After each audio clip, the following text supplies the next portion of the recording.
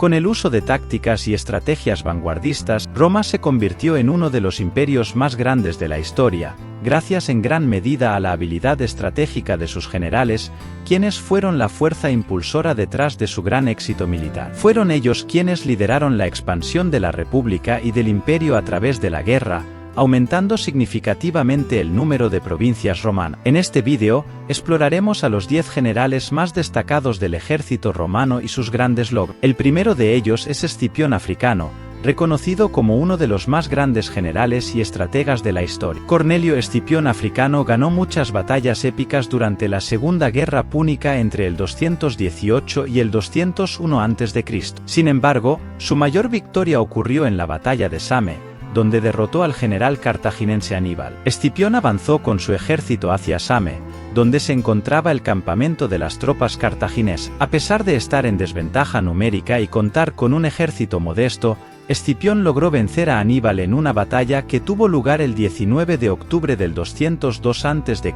Aníbal tenía ventaja en caballería, pero Escipión, hábil estratega, entrenó a sus soldados para enfrentar a los elefantes de guerra cartagineses. Organizó a sus hombres en columnas verticales con pasillos en el medio, colocó trampas en el suelo y ordenó que tocaran trompetas para asustar a los elefantes. La estrategia de Aníbal resultó un fracaso, y después de una batalla sangrienta y prolongada, los romanos emergieron victoriosos. Tras la derrota, el Senado de Cartago firmó un acuerdo de rendición, poniendo fin a una guerra que había durado casi 20 años. Con esta victoria, Roma aseguró el control del Mediterráneo occidental y comenzó a anexar la península ibérica, estableciendo alianzas con el norte de África. El segundo general destacado es Cayo Mario, a quien se le atribuyen una serie de acciones que influyeron significativamente en la transformación de la civilización romana de república a imperio. Permitió que los romanos sin tierras se unieran al ejército, cambiando la ley para que los soldados llevaran sus propios equipos. Estos hombres fueron conocidos como los mulas gemelas. Además, ocupó el cargo de cónsul, siendo elegido de manera sin precedentes en 7 ocasiones a partir del 107 a.C.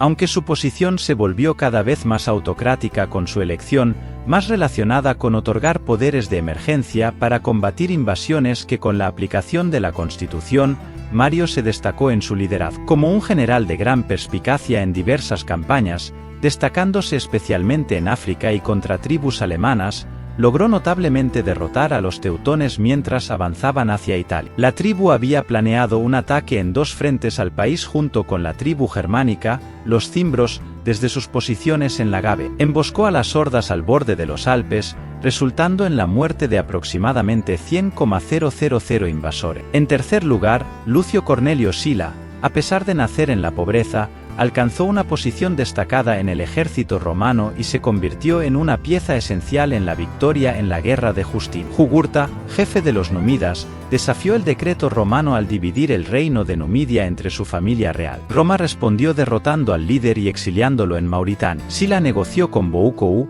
el rey de Mauritania, entregándolo a los romanos y poniendo fin a la guerra sin derramamiento de sangre. Fue elogiado en el Senado por ello y posteriormente luchó junto a Mario contra los invasores teutónicos antes de asumir cargos políticos, incluyendo el de cónsul. Después de sus esfuerzos como general durante la Guerra Social de 91 a 88 AC, Sila se convirtió en el primer general en marchar sobre Roma en respuesta a Mario, resultando en su destitución del mando. A pesar de la negativa de varios de sus comandantes a acompañarlo, logró forzar a Mario a abandonar la ciudad. Aunque Mario regresó posteriormente y retomó el poder, Sila estaba llevando a cabo una campaña en Asia en el 82 a.C.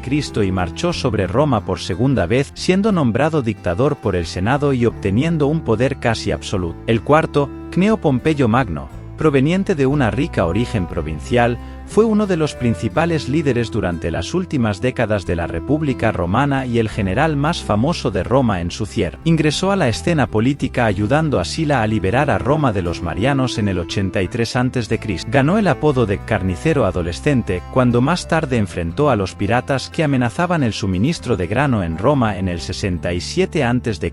Resolvió el problema en solo 3 meses y posteriormente formó una alianza conocida como el primer triunvirato romano con Julio César y Craso. Se casó con la hija de César, Julia, para consolidar la alianza. Sin embargo, tras la muerte de Julia en el 54 a.C., surgió un abismo entre Pompeyo y César, dando inicio a una guerra civil. César resultó victorioso, y Pompeyo finalmente huyó a Egipto, donde fue asesinado. V. Cayo Julio César, probablemente el más famoso de todos los romanos como político. Después de la conquista de la Galia, que extendió el territorio de Roma hasta el Canal de la Mancha, se convirtió en el primer emperador en todo menos en el nombre. Fue el primer general romano en cruzar ambos canales al construir un puente sobre el Rin y liderar la primera invasión a Gran Bretaña. Estas conquistas otorgaron a César un poder militar sin igual que amenazaba con eclipsar a Pompeyo y al Senado. Pompeyo acusó a César de insubordinación y traición, ordenándole que disolviera su ejército y regresara a Roma. César se negó y en el 49 a.C. lideró su ejército en la guerra civil,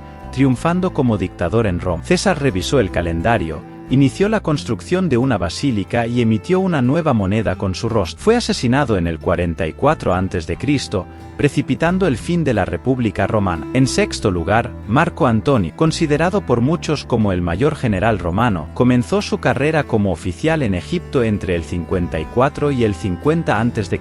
Se elevó bajo Julio César, convirtiéndose en uno de sus oficiales más confiables. Después del asesinato de César, Antonio se convirtió en el líder de Roma, enfrentándose a su principal rival, el hijo adoptivo de César, Octaviano. Formaron el segundo triunvirato con Lépido, asignando a Antonio la mitad oriental del Imperio Romano y a Octaviano la mayor parte del oeste. Aunque Antonio se casó con la hermana de Octaviano, Octavia, tomó a Cleopatra, la reina de Egipto, como amante y esposa, perdiendo así su alianza con Roma. La guerra estalló entre los dos hombres, resultando en la derrota de Antonio y su fuga con Cleopatra, quienes posteriormente se suicidaron. En séptimo lugar, Marco Vipsanio Agripa, íntimo amigo del primer emperador Octaviano Augusto, sirvió como oficial de caballería bajo César en la batalla de Mande en el 45 a.C.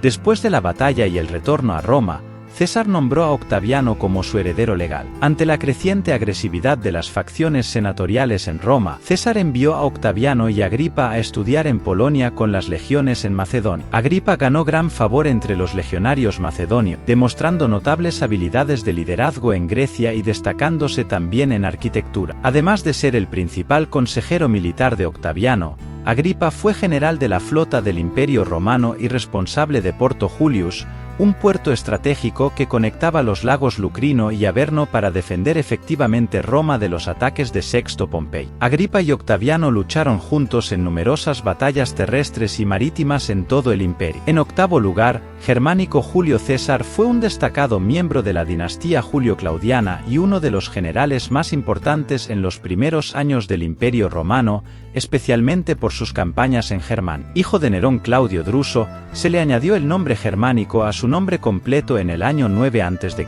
Debido a sus victorias en Germania en el año 4 después de Cristo, Germánico fue adoptado por su tío paterno, Tiberio, el sucesor de Augusto como emperador. Fue designado comandante de las fuerzas en Germania en el año 14 después de Cristo. Después de la muerte de Augusto, reprimió una rebelión entre las 8 legiones que comandaba y luego marchó hacia la selva de Teutoburgo, escenario de una batalla en el año 9 después de Cristo. Allí, sepultó los huesos y los soldados romanos caídos antes de perseguir y vengarse de la tribu germánica, matando a muchos en un acto de venganza. En el año 16 después de Cristo, demostró nuevamente su habilidad estratégica enfrentando a la alianza alemana en la batalla del río Besés, donde muchas tropas alemanas murieron en comparación con las pequeñas pérdidas romanas. En cuanto a Julio Agrícola, fue el general que conquistó Gran Bretaña, no solo partes, sino todo el territorio, librando batallas en todo el país. Como gobernador, estableció 1,300 millas de carreteras y construyó al menos 60 fuertes después de asumir el cargo en Roma. Posteriormente, fue enviado por el emperador Vespasiano para servir en Gran Bretaña como comandante y luego como gobernador. Se le ordenó conquistar la isla,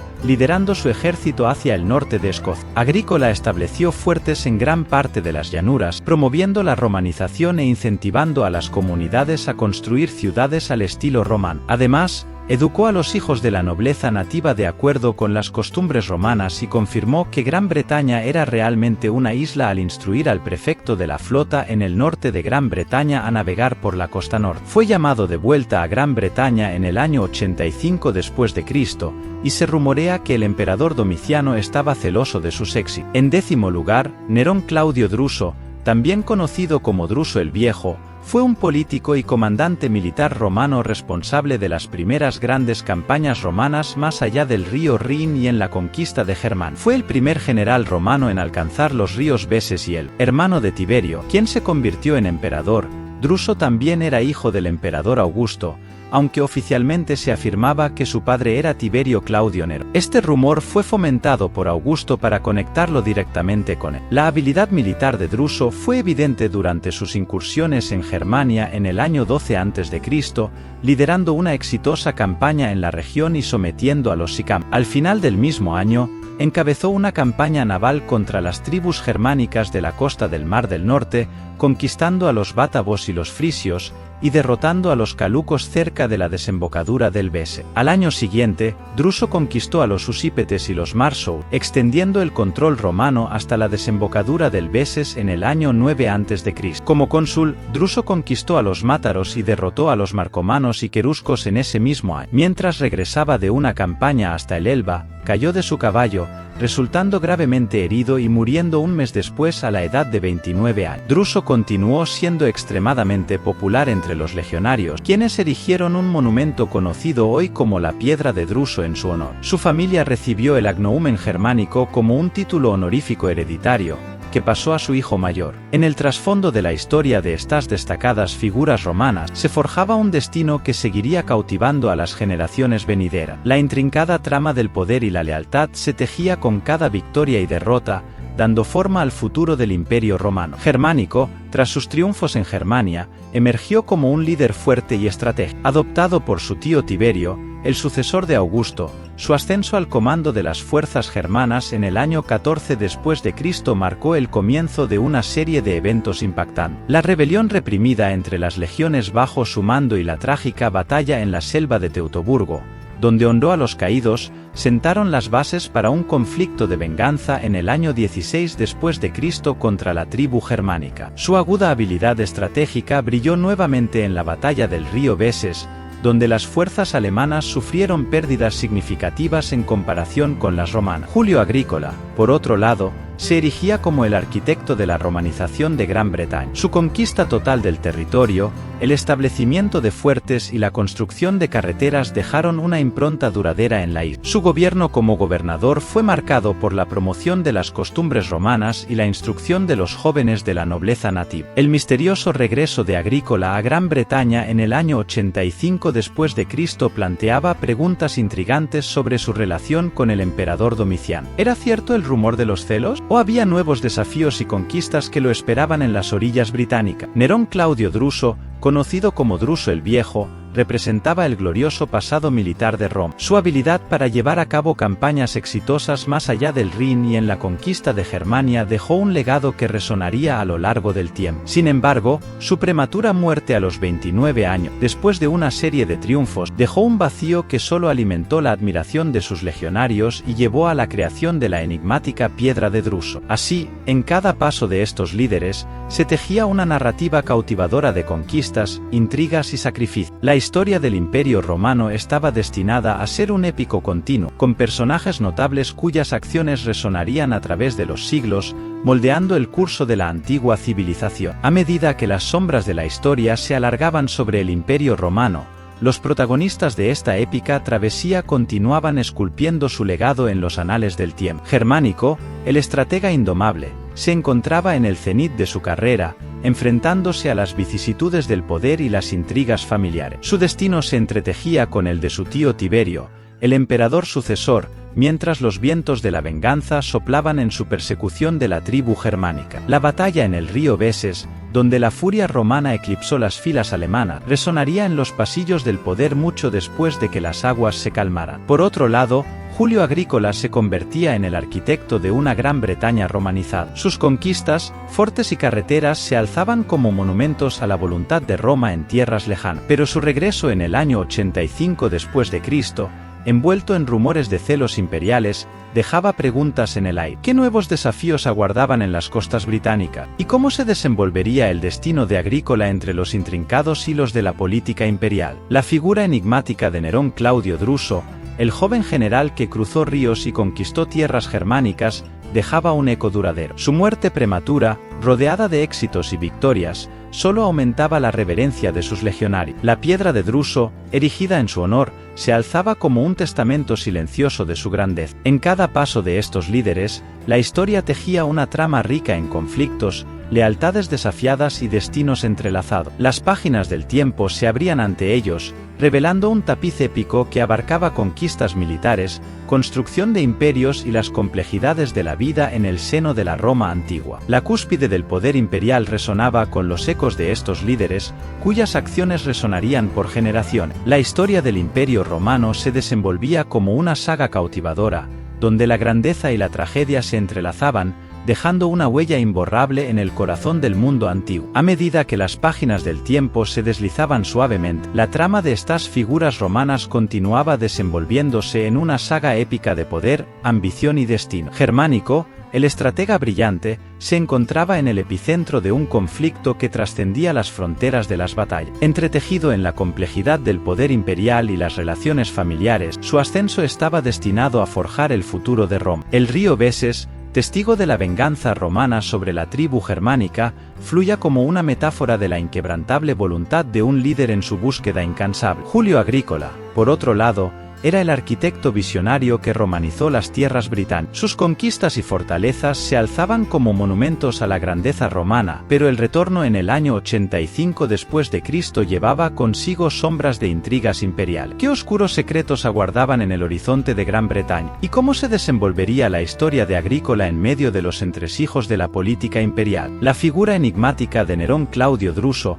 con su audacia juvenil y conquistas audaces, resonaba como un eco a lo largo de los pasillos del tiempo. La piedra de Druso, erigida en su honor, testimoniaba no solo sus victorias, sino también la tristeza de una despedida prematura. En cada capítulo de esta narrativa, los hilos del destino se entretejían, creando una red de intrigas y hazañas que trascendían las épocas. La Roma antigua, con sus líderes magnánimos y su teatro de poder, cobraba vida a través de estos protagonistas, cuyas acciones resonaban como melodías perdurables. Y así, en el escenario de la historia romana, se desplegaba un drama cautivador donde la grandeza y la tragedia danzaban en un juego eterno. La épica continuaba, dejando en su estela la promesa de más giros, más triunfos y quizás más secretos por desvelar en las crónicas de un imperio que se resistía a ser olvidado. En el vasto escenario del Imperio Romano, donde el polvo de la historia se asentaba en cada rincón, los destinos entrelazados de Germánico, Julio Agrícola y Nerón Claudio Druso continuaban desplegándose como un relato épico lleno de giros inesperados. Germánico, estratega maestro, se hallaba inmerso en las complejidades del poder imperial y las lealtades familiares. Su nombre resonaba en cada victoria y eco en cada derrota, mientras las aguas del río Besés se convertían en testigos silenciosos de su búsqueda de venganza contra la tribu germánica. Cada paso que daba estaba imbuido de la fuerza de un líder que desafiaba las expectativas. Julio Agrícola, arquitecto de imperios, modelaba las tierras británicas con la impronta de Roma. Sus conquistas, fuertes y carreteras eran los cimientos de un legado que trascendía las fronteras. Sin embargo, su regreso en el año 85 después de Cristo llevaba consigo un aura de misterio y conspiración, desatando preguntas sobre el precio del poder y la intriga que rodeaba al corazón del imperio. Nerón Claudio Druso, con su juventud audaz y campañas heroicas, dejaba una estela de gloria que resonaba en cada rincón del ejército romano. La piedra de Druso, un monumento silente, contaba la historia de un líder que conquistó más allá de las fronteras geográficas y tocó los corazones de sus legionarios. En cada giro de la trama, las sombras del pasado se mezclaban con las promesas del futuro. El Imperio Romano, con sus grandezas y desafíos, vivía y respiraba a través de estos líderes que esculpían su legado en el tapiz de la historia. Las intrigas palaciegas, las batallas épicas y los dilemas personales continuaban forjando el destino de una civilización que se erguía con la fuerza de sus líderes y las huellas indelebles que dejaban en su estela. Así, en el telar de la narrativa romana, la epopeya proseguía, desafiando el olvido y tejiendo una historia cautivadora donde la grandeza y la tragedia bailaban en una danza eterna. Y en las páginas desgastadas de los pergaminos, la historia de estos líderes resonaba como un eco lejano, recordando a las generaciones futuras que el pasado siempre sigue vivo en la trama eterna del tiempo.